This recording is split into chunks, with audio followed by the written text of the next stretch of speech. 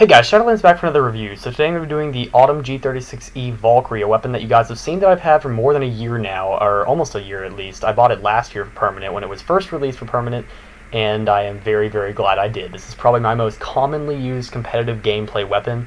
I carry this in either a P90TR or my Holiday Wolf. These are the weapons that I carry around the most, or if I'm allowed to use it, my Black Magnum. So that should be needless to say this is an absolutely excellent weapon. It's most often compared with the XM8 series, especially now that the Spiders have been released. We see another one that has a 35-shot magazine.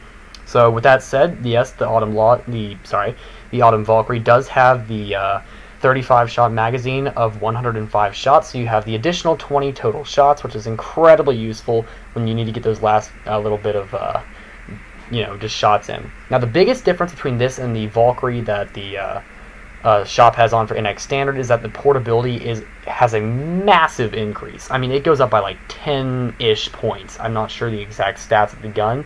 I do not have access to those at the moment, unfortunately. But that's really the only statistical difference between the two things. So that's always a nice plus. You can buy this gun on permanent duration for $25, which is 25k NX if you guys didn't know. I would suggest that everyone who can get this gun. Even if you already have the regular Valkyrie, I would actually suggest if you can afford to get it, this is probably the #1 gun everyone should be getting right now. I was very surprised last year when not many people got this gun. It is an absolutely outstanding weapon, and I would suggest it for anyone. Now, it has the same damage and every other stat as the G36E Valkyrie, although and technically the same as the G36E. However, this does have the increased portability, as I've said before. It has the high magnification scope that all G36E models have, and that's basically about it. There's not a whole lot more about the gun, except that it's absolutely amazing. Overall, it feels like it has a different recoil pattern than the other one, and I have to say the recoil pattern makes it a little bit harder to tap at a very fast rate. But the thing that's nice about it is, when you tap, the bullets tend to go in a smaller circle when you're tapping faster. So that's always a nice plus. It also feels like this gun has quite a bit less damage drop-off. So at a distance, you're going to do more damage. I typically find the Valkyrie at a longer distance can be 3 to 4 shots. This is usually pretty much always a 3-shot kill. I don't really see any fluctuation in that, really. Sometimes it's a 4-shot kill when you're at like the maximum range, where a regular Valkyrie would be maybe a 5 or 6-shot kill, unfortunately. This gun is actually very difficult to use in one sense, and that's the scope is not exactly aligned with where the bullets go. If you try to get the bullet to go right in the middle of the crosshairs inside the scope in that little circle, you will miss. The reason being is because if you go in and out of scope really fast and you look at the dot, the little tiny dot in the reticle where the actual bullet is going, you'll see that that dot is actually a little bit above where the actual scope comes. So you want to aim a little bit low, and when you aim a little bit low, get that line maybe like a centimeter below where their head is, think about the in-game distance, then you'll get the headshot, then you'll get what you need to get. In all honesty, this is an absolutely amazing competitive weapon to use, and I mean, I was really, really happy when they put it back up for perm, because that means I can get it from my alternate accounts, which I'm really, really glad I did, so I'm really, really glad about that. The popularity for this thing is really, really high when it's on sale, but it obviously drops off after a while, and honestly, I think that's kind of sad, because I mean, I use this gun everywhere, and it's an amazing gun. I'd say this is probably the most OP gun for a couple of reasons. One, it has the less damage drop-off. 2, it has the extra 5 shots per magazine for a total of 20 total extra shots, and it has obviously the high magnification scope like many G36 models have, because I guess the C doesn't have that technically. The KE does, the GP variant. Also, it does have the ability to put on the silencer, which is really nice. And honestly, I wouldn't say putting on an S3 suppressor on this would be a terrible idea, really. Now, I will say don't put on an S1 to reduce recoil, because then the recoil pattern just goes crazy.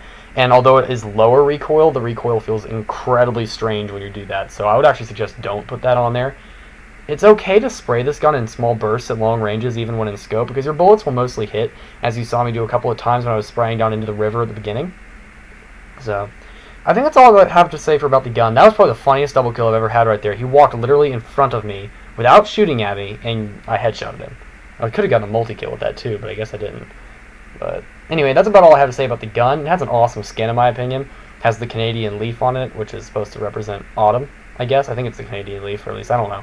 Looked Canadian to me. I don't know anything about Canada, so I wouldn't know. But that's about all I have to say for that. Now, you guys are going to be seeing the Autumn Law review come out around the same time as this. I have both for permanent now. And for a lot of my reviews that I'm going to be putting out recently, I'm going to be using these two weapons as a featured event. Just because the fall season is around now, I'm going to try to put a lot of focus into getting a lot of gameplay of both of these weapons, since a lot of people want to see some cool stuff like that. So I'm going to be using the Autumn Law and this gun quite a bit. So that's just my little way of saying enjoy the videos, guys.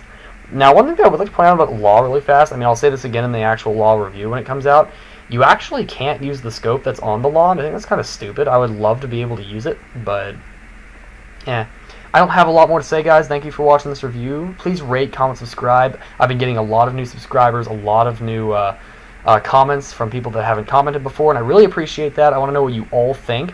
Because, I mean, I don't make these videos for myself. I make them for you guys, and I want to know what you guys want to see, because I can't make better videos if you guys don't tell me what you want to see.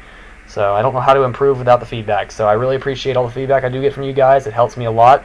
If you're going to be critical, be polite about it. Don't be a D-bag. But anyway, see you guys in the next review. Thank you for watching. Shadolance out.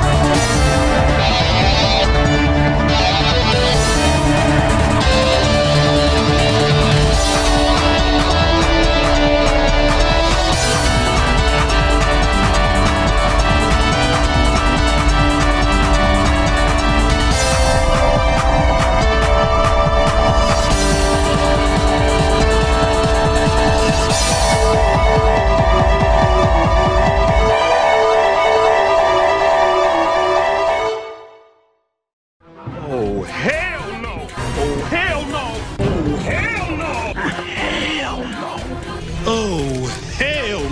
Oh, hell no! Oh, hell no! Oh, hell no!